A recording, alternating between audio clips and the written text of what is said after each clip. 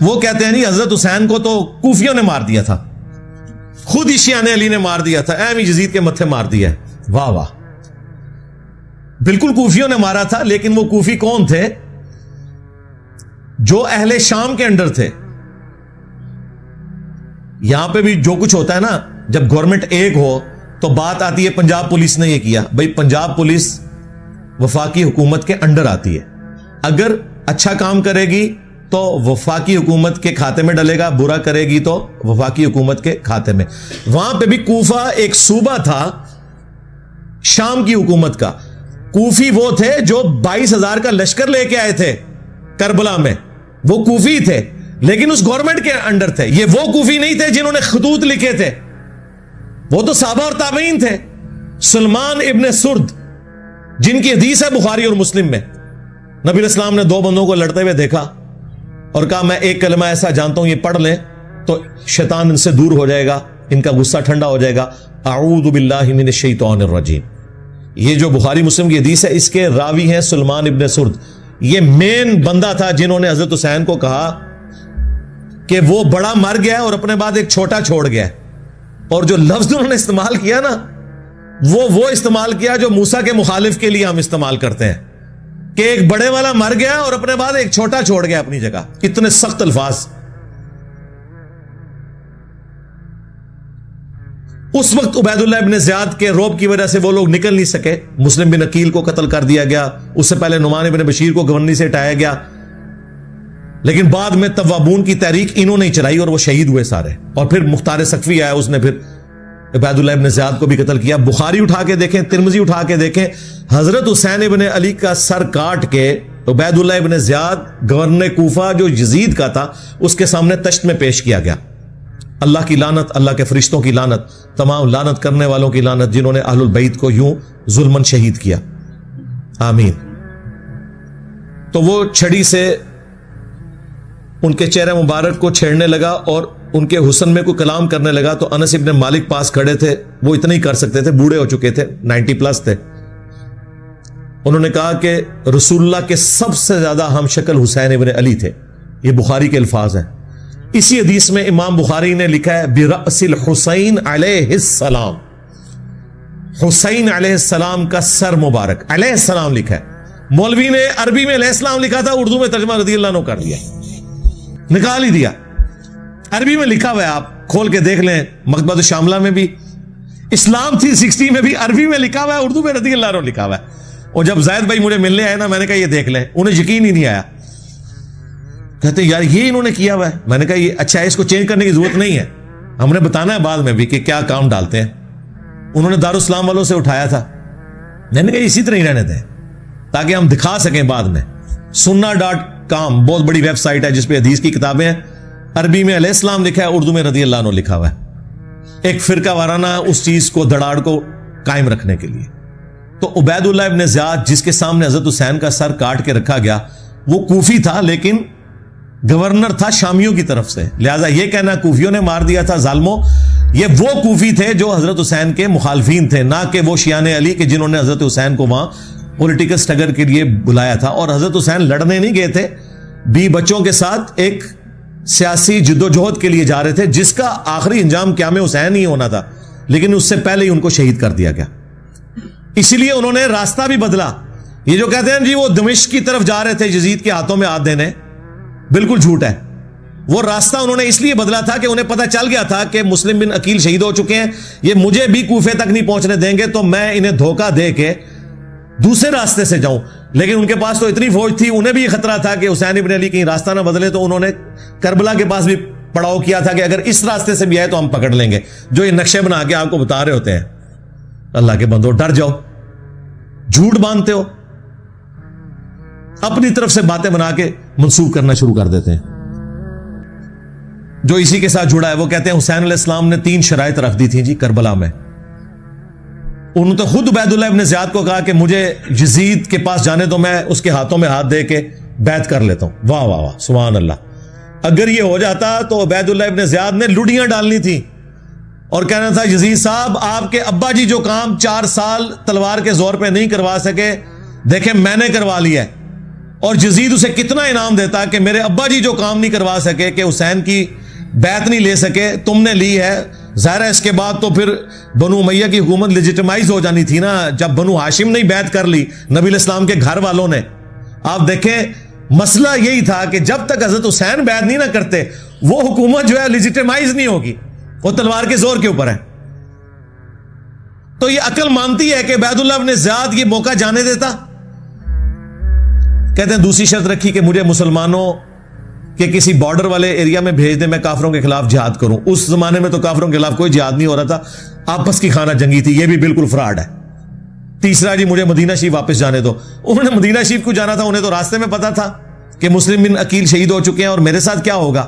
ان کو تو حدیثیں پتا تھی کہ میرے بارے میں موجود ہے. یہ جس کتاب سے انہوں نے پیش کیا انصاب الاشراف, امام بلازری کی کتاب, اور کہتے ہیں یہ 3 شرائط موجود ہیں. اور وہ آئے دن آپ کو وہ جو ایک مماتی دیوبندیوں کا مولوی ہے نا, وہ بھی یہ بیان کرتا پھرتا ہے, پکا یزیدی ہے وہ. ایون آپ تو وہاں بھی اس کو اپنے پلیٹ فارم کے اوپر لے کے آتے ہیں, بندیالوی کو. اس کی میں نے طبیعت صاف کی تھی. کلن اور یاد آیا جائے, میں انہوں پر دسا سی تو قرآن بھی نہیں آتا ظالم, کتھو چیزاں چک کے کتنے فٹ پہ کرنا ہے. کلن وعد اللہ الحسنہ, اس کی میں نے تفسیر بھی بیان کی تھی. یہ اس نے ذلیل حرکت کی کہ اس نے کہا یہ 3 شرائط تھی. انصاب الاشراف جو کتاب ہے نا, اگر اس کتاب سے یہ تم نے روایتیں ماننی ہیں تو پھر اس میں تو بہت کچھ لکھا ہوا ہے جو تمہیں ہضم نہیں ہوگا.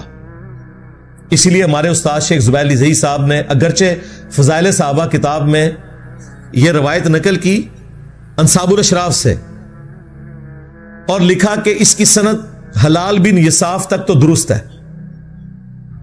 لیکن یہ نہیں انہوں نے کنفرم کیا کہ حلال بن یساف واقعہ کربلا میں تھا یا نہیں, اور بعد میں اس کتاب سے ہی جان چھڑا لی.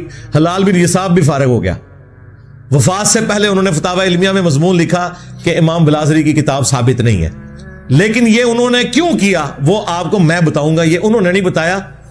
یہ جب میری ان سے ڈسکشن ہوئی تو انہوں نے کہا کہ علی بھائی اگر ہم اس کتاب کو صحیح مانیں نا تو اس میں تو باقی روایتیں موجود ہیں, ان کا کیا کریں گے. میں 3 روایتیں پیش کرنے لگا ہوں الزامی جواب کے طور پہ, یہ نہ ہو اس کو کوئی کلپ کاٹ لے. وہ گلے پھاڑنے والے مولویوں نے میرا یہ کلپ کاٹ لیا تھا کہ اگر تم نے 3 شرائط والی کتاب انصاب الاشراف کو ماننا ہے تو اس میں یہ لکھا ہوا ہے یزید کے والد کے بارے میں کہ اس کا تابوت جہنم کی آگ میں ہے. جی یہ لکھا ہوا ہے. یزید کے والد کے بارے میں لکھا ہوا ہے کہ جب تم اسے دیکھو کہ میرے ممبر پہ چڑھا ہے اسے قتل کر دینا. اور پھر وہ مشہور روایت جس کا کوئی سرا پکڑائی نہیں دیتا تھا کہ اس روایت کا مقصد کیا ہے, وہ روایت بھی پوری اس کتاب میں لکھی ہوئی ہے. اگر اس کتاب کو صحیح ماننا ہے تو پھر آپ دیکھیں آپ کے ساتھ کیا ہوتی ہے. وہ روایت تھی مسند البزار میں مجموع الزوائد میں صحیح سند کے ساتھ کہ نبی علیہ السلام نے 3 لوگوں پہ لعنت فرمائی. آپ کے سامنے سے ایک اونٹ گزر رہا تھا, آپ نے فرمایا جو اونٹ پہ بیٹھا ہوا ہے اس پہ بھی اللہ کی لعنت, جو اونٹ کو ہانک رہا ہے اس پہ بھی اللہ کی لعنت, اور جس نے اس کی مہار پکڑی ہوئی ہے اس پہ بھی اللہ کی لعنت. یہ روایت ختم ہو جاتی ہے مسند البزار میں مجموع الزوائد میں. اب اس روایت سے کیا رزلٹ نکلے گا جب تک یہ نہ بتایا جائے کہ اس اونٹ کے اوپر وہ شراب لے کے جا رہے تھے, ایرون لے کے جا رہے تھے, چرس لے کے جا رہے تھے, لعنت کیوں ہوئی, وہ بندے کون تھے. وہ محدثین نے اپنی کتابوں میں ان بندوں کے نام نہیں بتائے. ظاہر مشکل ہو جانا تھا, سنیت کا ایک غلبہ, سنی ہمیشہ حکومت میں رہے آپ کو پتا ہے. لیکن یہ روایت اپنی جگہ موجود ہے. اسے کہا جاتا ہے اونٹ والی حدیث کہ اونٹ پہ بیٹھے ہوئے پہ بھی لعنت, ہانکنے والے پہ بھی, مہار پکڑنے والے پہ بھی. کیوں لعنت, یہ بندے کون ہیں کوئی ذکر نہیں. انصاب الاشراف میں موجود ہے کہ وہ 3 بندے کون تھے. ان بندوں پہ اصل میں لعنت کی گئی تھی. اگر اس کتاب کو کسی نے صحیح ماننا ہے 3 شرطوں والی کتاب, ہم تو کہتے ہیں مانو پھر اگے بھی ٹورو, فارغ ہی ہو جاؤ.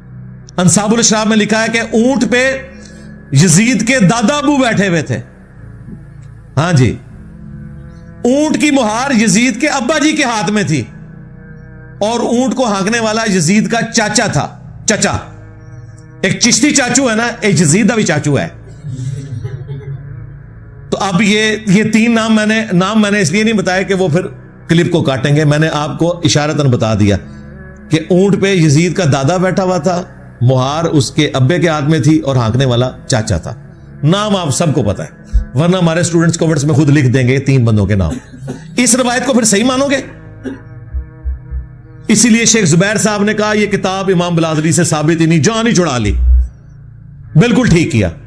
آمدہ کوئی 3 شرائط والی بات کرے, اسے کہو 3 شرائط والی بات کرو گے تو 3 ملعون لوگوں کا ذکر ہم کریں گے. پھر ہاں, وہاں 3 شرائط, یہاں 3 وہ لوگ جن پہ اللہ کے نبی نے لعنت فرمائی ہے. پھر ظاہر ہے یہ پیرلل میں آئے گا. اور صرف لعنت نہیں کہا کہ یزید کے باپ کا تابوت جہنم کی آگ میں ہے, یزید کے باپ کو جب ممبر پہ دیکھو تو اسے قتل کر دینا. یہ ساری روایتیں بتائیں گے. لہذا بہتر یہ ہے کہ انصاب الاشراف سے جان چھڑا لیں. ہمارے نزدیک بھی ہمارے استاد کا موقف ٹھیک ہے. یہ کتاب اگرچہ اکثر محدثین امام بلازری سے ثابت مانتے ہیں, لیکن اس کے ساتھ یہ جو خطرناک باتیں جڑی ہوئی ہیں, جو خطرناک سے بھی اگلا ورژن ہے, بہتر یہ ہے کہ اس کتاب کو آپ جان چھڑا لیں کہ یہ ساری جعلی کتاب ہے. اور ہمیں پتہ ہے کہ آپ کی جتنی باتیں وہ ویسے ہی جعلی ہیں, کوئی صحیح بھی نکلے نا. ایک بڑی مشکل سے آپ نے دریافت کی تھی, وہ مانتے مانتے آپ کو اتنا کچھ ساتھ ماننا پڑ رہا ہے کہ آپ بھی اس کتاب سے اب جان ہی چھڑائیں گے انشاءاللہ تعالی. حضرت حسین ابن علی, حضرت معاویہ رضی اللہ تعالیٰ عنہ کے بیٹے یزید ابن معاویہ, جس کی آپ جھوٹی وکالت کرتے ہیں, اس کے دور ملوکیت میں شہید ہوئے ہیں. ویسے تو آپ کہتے ہیں, حضرت عمر کہتے ہیں میرے دور حکومت میں اگر کوئی کتا بھی مر جائے فرات کے کنارے تو میں جواب دے ہوں, اور فرات کے کنارے حسین ابن علی شہید ہو جائیں تو وہ جواب دہ نہیں ہے اس وقت کا حکمران. مسند احمد میں حدیث ہے, مولا علی جنگ صفین سے واپسی پہ نہروان جاتے ہوئے جب نینوا نامی جگہ سے فرات کے کنارے گزرے تو کہا اصبر یا ابا عبداللہ, اے ابو عبداللہ صبر کرنا صبر کرنا صبر کرنا. تو وہ ساتھ جو غلام تھا اس نے کہا آپ کس سے باتیں کر رہے ہیں؟ تو اپنے تخیل میں آپ بات کر رہے تھے, اپنے دکھ کا اظہار کر رہے تھے. تو ابو عبداللہ حضرت حسین کی کنیت تھی, وہ ان کو مخاطب کر رہے تھے. پھر انہوں نے کہا کہ میں ایک دن نبی الاسلام کے پاس حاضر ہوا اس حال میں کہ حضور نے حسین کو اپنے ہاتھوں میں اٹھایا ہوا ہے, آپ کی آنکھوں سے مسلسل آنسو جاری ہیں. میں نے کہا میرے ماں باپ آپ پہ قربان, آپ کو کس نے غمگین کر دیا؟ تو آپ نے فرمایا ابھی ابھی حضرت جبرائیل علیہ السلام آئے تھے, انہوں نے مجھے خبر دی کہ آپ کے اس بیٹے کو جس سے آپ اتنا پیار کر رہے ہیں آپ کی امت پیاسا فرات کے کنارے شہید کر دے گی. تو میں اپنے جذبات پہ قابو نہیں رکھ سکا. پھر میرے کہنے پر حضرت جبرائیل نے ہاتھ مار کر کربلا کی سرخ مٹی بھی مجھے لا کر دکھائی. تو نبی الاسلام کو حضرت حسین کی پیدائش کے ساتھ بتا دیا گیا تھا. حضرت حسین کو بھی پتا تھا میں نے کربلا میں مظلوماً شہید ہونا ہے. یہ کوئی چھپی ہوئی بات نہیں تھی, یہ اوپن سیکرٹ تھا. پھر حضور کی وفات کے 50 سال بعد جب 61 ہجری میں یہ واقعہ ہوا تو مسند احمد میں موجود ہے, عبداللہ ابن عباس نے ایک خواب دیکھا. یہ کسی وہابی کا خواب نہیں ہے, کسی بریلوی کا خواب نہیں, دیوبندی کا نہیں, یہ صحابی کا ہے جو نبی الاسلام کی شکل کو پہچانتا ہے, جس کے لیے گارنٹی ہے کہ اس شکل میں شیطان نہیں آ سکتا.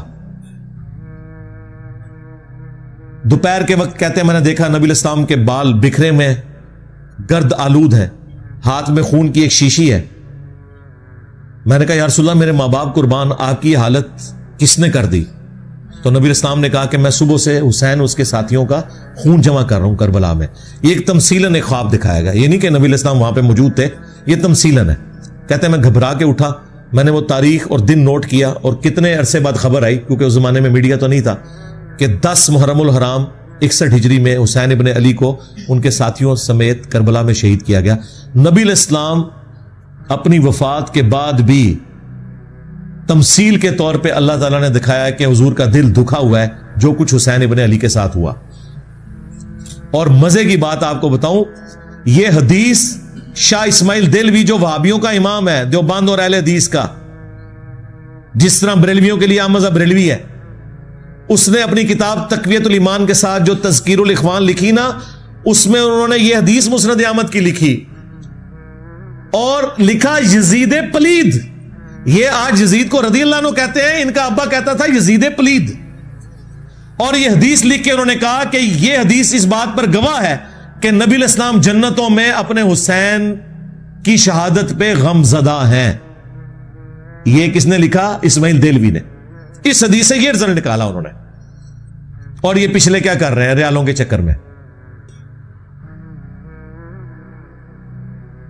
تو یہ تکلیف دہ چیز جو امت کو جس نے دو ٹکڑے کر دیا، آج تک امت جڑ نہیں سکی. الحمدللہ ہم نے کوشش کی ہے قرآن و سنت کی روشنی میں ان چیزوں کو پبلک کے سامنے رکھیں اور لوگوں کو یہ پتا چلے کہ حق بات کیا ہے.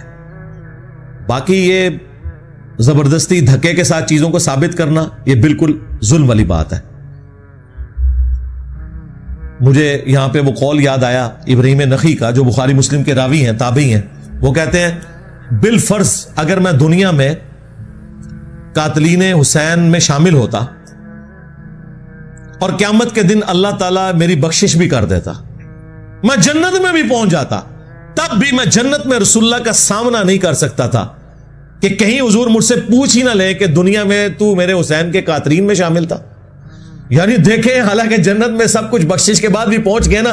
جو غیرت مند ہے نا یہاں تو کہہ رہے ہیں جی اللہ چاہے تو بخش دے، جو کہہ رہے ہیں کہ اگر ہم بخشے بھی جائیں نا، یہ کہتے ہیں نا اللہ چاہے تو یزید کو بخش دے، ہم کہتے ہیں ہمارا کوئی لینا دینا نہیں کہ اللہ اور بندے کا معاملہ ہے. لیکن جو غیرت مند لوگ ہیں وہ کہہ رہے ہیں ہمیں بخش بھی دیا جاتا نا اس عمل کے سبب، تب بھی ہم رسول اللہ کا سامنا نہیں کر سکتے تھے جنت میں، کہیں حضور پوچھ ہی نہ لے کہ تو دنیا میں میرے حسین کے قاتلین میں شامل تھا. یہ قول ابراہیم نخعی کا جو بخاری مسلم کے راوی ہیں، حضرت امام حنیفہ کے دادا استاد ہیں. المعجم الکبیر طبرانی میں ان کا قول صحیح سند سے موجود ہے. غیرت مند لوگ ایسے ہوتے ہیں ابراہیم نخعی جیسے. 50 ہجری میں پیدا ہوئے ہیں، 96 ہجری میں فوت ہوئے ہیں، صرف 46 سال ان کی عمر تھی، لیکن اہل بیت کے چاہنے والے تھے، بخاری مسلم کے راوی ہیں. حنفیت پوری ان کے اوپر ڈیپینڈنٹ ہے کیونکہ یہ آگے سے ایک واسطے سے عبداللہ ابن مسعود کے شاگرد ہیں، تو وہ اپنے آپ کو ان کے ذریعے منسوب کرتے ہیں. یہ چیزیں بھی ان کی پھر لیں نا آپ.